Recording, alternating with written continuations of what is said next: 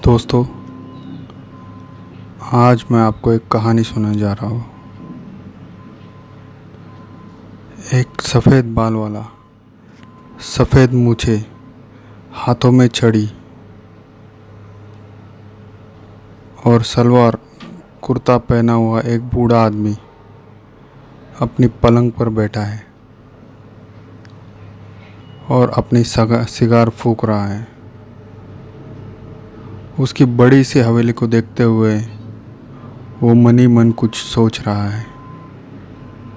उसकी हवेली इतनी बड़ी है और बहुत ही शानदार है। मन ही मन कुछ सोचते हुए अपने नौकर को आवाज़ दे रहा है, अरे रामलाल, ज़रा सबको बुलवा लो। ऐसा कहते रामलाल जाता है और उस बूढ़े के 4 लड़कों को बुला कर लेकर आता है। चारों लड़कों को बिठाते हुए बूढ़ा आदमी उनको पानी देता है। चारों लड़के मन ही मन सोचते हैं, क्यों बुलाया होगा, क्यों बुलाया होगा, क्यों बुलाया होगा। लेकिन बूढ़ा 5 मिनट एकदम खामोश बैठता है। फिर वो अपने लड़कों को धीरे से बोलता है, आज रात 12 बजे मैं मरने वाला हूँ। मेरे मौत के बाद मुझे हवेली के आखिर में जो गड्ढा है उसमें दफन कर देना।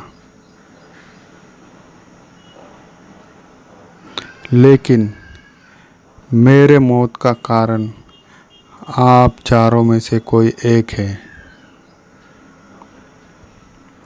मेरे मरने के बाद मुझे जहाँ दफनाया जाएगा वहीं पर आपको एक खजाना मिलेगा। लेकिन अगर आपने मेरे मरने से पहले मेरे मौत के कारण जो मेरा लड़का है उसे ढूंढ निकाला तो मेरे जीते जी वो खजाना आपको मिल जाएगा।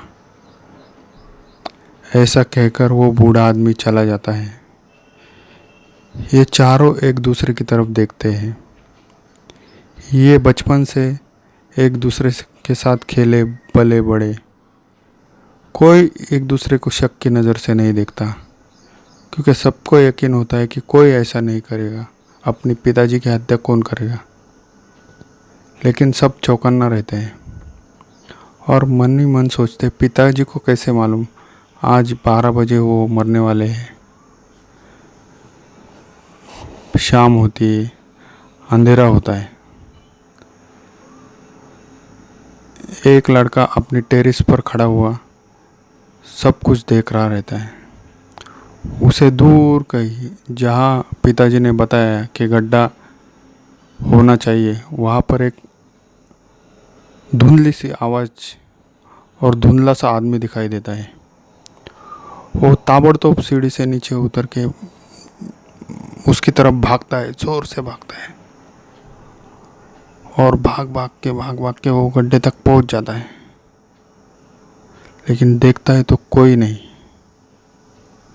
गड्ढे के साथ ही एक फावड़ा पड़ा रहता है। गड्ढे में भी कोई नहीं। आसपास इधर उधर सब तरफ देखता है लेकिन कोई उसे दिखाई नहीं देता। फिर वो सोचता है, कौन रहेगा। इन तीनों में से तो कोई नहीं जो फावड़ा लेके गड्ढा खोद रहा है। फिर वो फावड़ा हाथ में उठाता है और उतने में 3 छाया लालटेन लेके उसके पीछे आते हैं। और कहीं नहीं, उसके भाई रहते हैं। वो 3 लालटेन हुए उसके पास आते हैं और उसे कहते हैं, तुम यहाँ क्या कर रहे हो।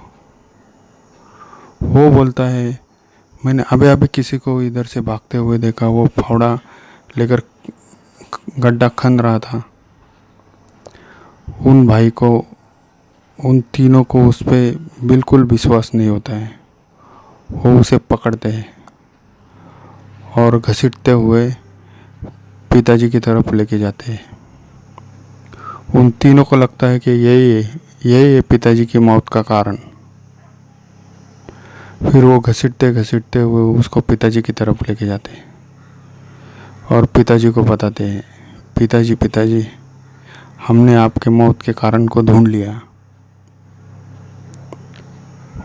पिताजी कुछ बोले, उतने में घड़ी में 12 बजते हैं। बड़ी सी घड़ी में पहले ज़माने में एक 12 बजने के बाद आवाज़ आने का सन वैसा आवाज़ आता है और पिताजी बेहोश होकर ज़मीन पर गिर जाते हैं। सब जन उनकी तरफ टूट पड़ते हैं, लेकिन पिताजी की सांसें बंद हो गई। पिताजी उधर ही मर जाते हैं। ये 3 भाई उस भाई को बहुत मारते पीटते हैं, वो भी अपने आप को छुड़वाता है, लेकिन पिताजी का अंत्य संस्कार भी करना होता है।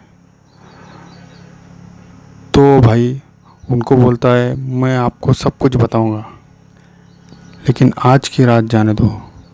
कल की रात 12 बजे मैं आपको सब कुछ बता दूंगा, सिर्फ पिताजी का अंत्य संस्कार होने के बाद। फिर वो तीनों भाई मान जाते हैं। अगली सुबह पिताजी के कहने के अनुसार उस गड्ढे तक पिताजी को लेके जाते और पूरे इत्मीनान के साथ वो पिताजी को उस गड्ढे में उनका अंत्य संस्कार करते हैं। अंत्य संस्कार करते करते दोपहर के 12 बजते हैं। सबको ओढ़ होती है रात के 12 बजे कब होंगे और कब ये भाई हमें बताएगा। तो दोस्तों, ये चारों भाई घर पे लौट जाते हैं और 12 बजे का इंतज़ार करते हैं। अगली कहानी में अगले पार्ट में लेकर आऊँगा। उसमें मैं आपको बताऊँगा कि आगे 12 बजे उस भाई ने क्या कहा। धन्यवाद।